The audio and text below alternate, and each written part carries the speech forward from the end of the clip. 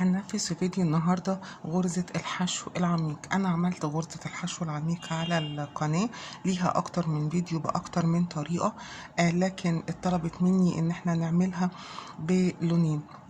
فهنبتدي ننفذ على طول غرزة الحشو العميق بتغيير الألوان. هبتدي الأول هعمل غرزة البداية، وهعمل مجموعة من السلاسل تكون زوجية، يعني 2 4 6 8 هكذا. أنا طبعا هعمل دلوقتي جزء صغير عشان انا هعمل نموذج، لكن انتوا ممكن تنفذوا العدد اللي انتوا عايزينه من الغرز تبع للمشروع اللي انتوا بتنفذوه.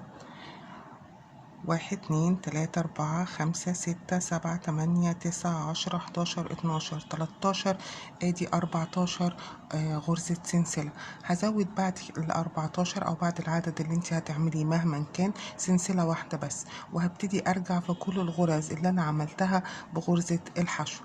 هخش تحت السلسلة كده وهسحب الخيط واطلع من الحلقتين اللي على الابرة. هشتغل القطعة كلها معايا بغرز الحشو، هشتغلها ونرجع نكمل مع بعض تاني. اشتغلت مجموعة من السلاسل من غرز الحشو على السلاسل اللي عملتها بالشكل ده، وصلت لحد اخر سلسلة. هخش تحت الحلقة وهسحب الخيط وهعمل اخر غرزة حشو معاه. هرتفع سلسلة واحدة وهلف الشغل على ظهره، وهرجع تاني على نفس السطر. هخش تحت الحلقتين من نفس المكان اللي انا طالعة منه، وهرجع تاني على نفس السطر كله بغرز حشو. اخش تحت الحلقتين واسحب الخيط واطلع من الحلقة اللي على الابرة بالشكل ده، واكمل السطر كله.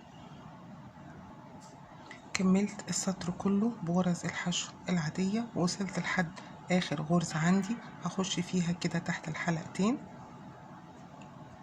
وهسحب الخيط، لكن مش هطلع من الحلقة عشان هغير اللون. هجيب اللون التاني اللي هستخدمه وهحطه كده على الابرة وهسحبه من الحلقتين بالشكل ده، وهقفل عليه بسلسلة، وهشد الخيط بتاعي وهلف الشغل الناحية التانية.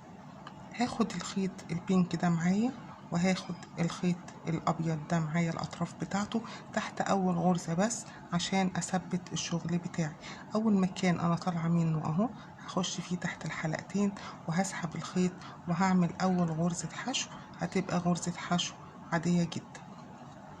تاني غرزة بقى هشتغل غرزة الحشو العميقة. هشتغلها فين؟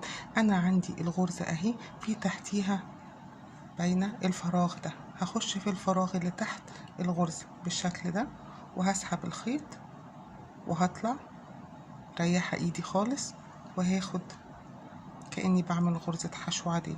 الغرزة اللي بعدها هعملها غرزة حشو عادية بالشكل ده. الغرزة اللي بعدها مكان الغرزة هنا مش بدخل هنا، بخش تحتيها في الفراغ اللي تحتها. هدخل كده وهسحب الخيط وهطلع وهعمل غرزة حشو. هخش الغرزة اللي بعدها هعمل غرزة حشو عادية خالص. الغرزة التانية ادي الغرزة بتاعتي، لا انا بخش تحتها هنا، هخش تحتها هنا وهسحب الخيط وهطلع وهعمل غرزة حشو عادية. واحدة غرزة حشو عادية اهو تحت الحلقتين، والغرزة اللي بعدها غرزة حشو عميق. ما بخشش تحت الحلقتين، بخش في الفراغ اللي تحتها كده وبسحب الخيط. وريحي ايدك عشان الغرزة تطلع شكلها حلو، ونسحب الخيط كده اهو.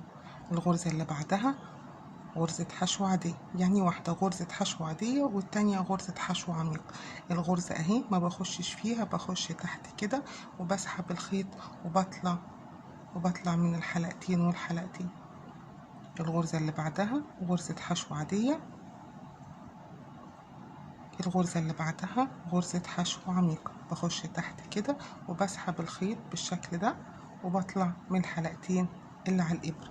الغرزة اللي بعدها غرزة حشو عادية.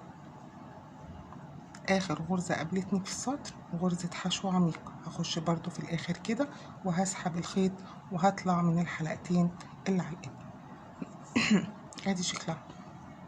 عشان ارجع تاني للخيط البينك الناحية التانية سوري، هرتفع سلسلة وهلف الشغل على ظهره، وهرجع تاني على كل الحلقات بغرزة حشو عادية تحت الحلقتين واسحب الخيط واطلع بغرزة حشو، لان الغرزة دي ليها وش وليها ظهر، فلازم ارجع تاني على كل الغرز بغرز حشو عادية عشان ارجع الناحية التانية للخيط البينك، وفي نفس الوقت برضو بتدي شكل حلو وارتفاع للغرزة لما برجع تاني بشتغل باللون البينك. ارجع على كل الحلقات كده بغرزة حشو عادية، اخش تحت الحلقتين واسحب الخيط واطلع من الحلقتين اللي على الابرة بالشكل ده لحد ما هوصل لحد اخر غرزة.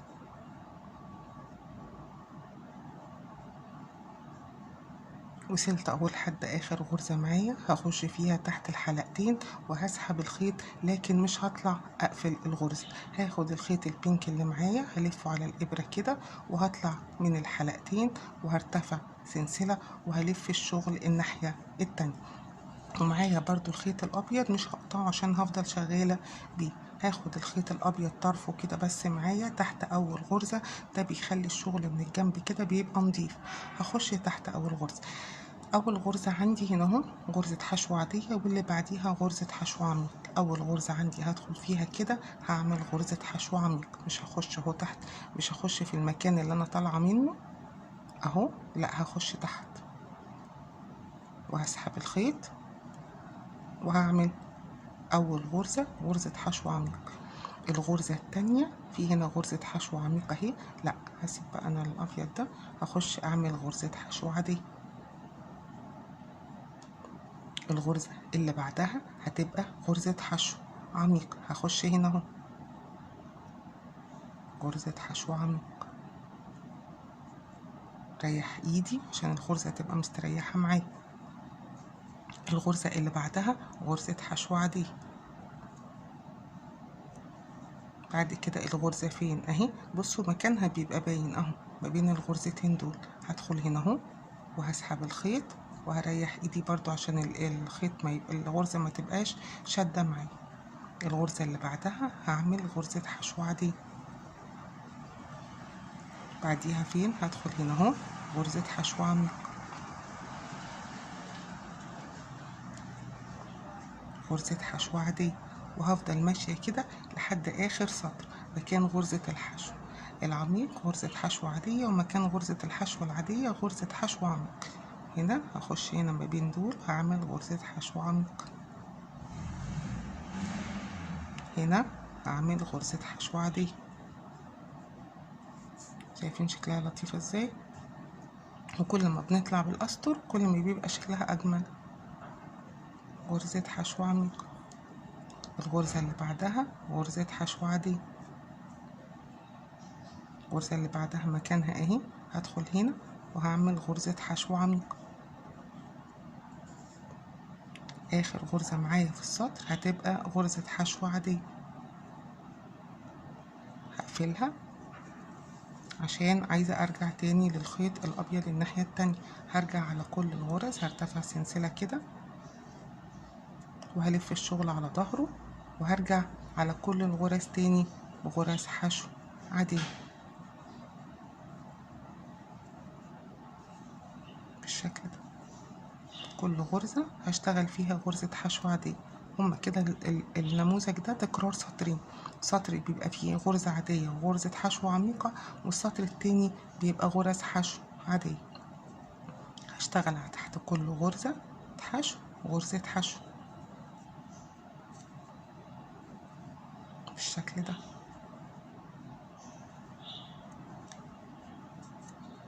تحت كل غرزة حشو هشتغل غرزة حشو. هاجي عند اخر غرزة بقى في السطر، هخش تحت الحلقتين لكن مش هقفل الغرزة، وهجيب اللون الابيض وهدخله على الابرة كده وهسحبه من تحت الحلقتين وهقفل عليه بسلسلة وهلف الشغل على الناحية التانية. هبتدي اشتغل بقى ازاي. اول غرزة انا طالعة منها هخش تحت الحلقتين وهعمل غرزة حشو عادية. الغرزة اللي بعدها اهو شايفين الحلقتين دول اللي هم غرز الحشو العميق، هخش هنا في النص وهسحب الخيط وهريح ايدي كده عشان الخيط يبقى مريح اهو، غرزة حشو عميق الغرزة اللي بعدها غرزة حشو عادية، اللي بعدها اهو بتبقى ظاهرة خالص ما بين الغرزتين العميقين اهو في النص كده. هدخل هنا وهسحب الخيط وهعمل غرزة حشو عميقة. الغرزة اللي بعدها اهي غرزة حشو، والغرزة اللي بعدها هدخل هنا غرزة حشو عميقة. الغرزة اللي بعدها مكانها اهو غرزة حشو عادية. ما بين الغرزتين اهو بتبقى باين شكلها اهي في الاول، هخش فيها هنا اهو وهعمل غرزة حشو عميقة، غرزة حشو عادية، وهفضل شغالة هكذا لحد ما اكمل النموذج بتاعي. غرزة جميلة شكلها حلو خالص وسهلة، وهي كلها غرزة حشو، واحدة غرزة حشو عادية، واحدة غرزة حشو عميقة، والسطر اللي بعديه يبقى كله غرز حشو هكذا. غرزة حشو عادية وهنهي السطر بغرزة حشو عميقة بيكون مكانها اهو. هدخل فيها كده وهسحب الخيط وهطلع من الحلقتين اللي على الإبرة، وهرتفع بسلسلة وهلف الشغل على ظهره، وهرجع تاني بغرز حشو عادية. غرزة سهلة وبسيطة وشكلها حلو، تنفيذها سريع برضو، بتنفع في نماذج كتير، في البلوفرات والشالات، في الكوفيات، في السكارفات برضو بتبقى حلوة، تنفيذها سريع وسهل. وادي كانت الغرزة بتاعتنا، غرزة الحشو العميق بتغيير الألوان. لو في أي أسئلة أو في أي كومنتات سيبوها لي في الفيديو وأنا هرد عليكم.